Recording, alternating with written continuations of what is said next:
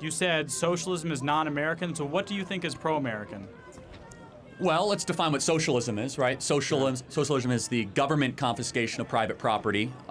It tends to be the rule of the few, not the many, even though they profess to say it's the rule of the many. But the American, let's just say, economic tradition is private property rights, markets with proper restraint, entrepreneurship, the ability to flourish, trade, create new products. Socialism disincentivizes almost all those things. Socialism is built largely on envy and greed.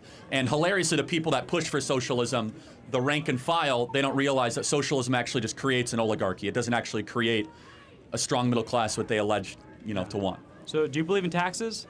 Actually, ideally 10% across the board. Yeah. Okay, so you believe in the confiscation of people's private property? I mean, at some point it depends on if it's private property income or if it's necessary to fund government services. But that's still confiscation with a gun through police if you don't. I fully acknowledge a moderate form of something I hate in order to fund a government, police, firefighters, EMT is necessary. But that's still government confiscating private property, which you said was socialism. Yes, but have you ever called the cops?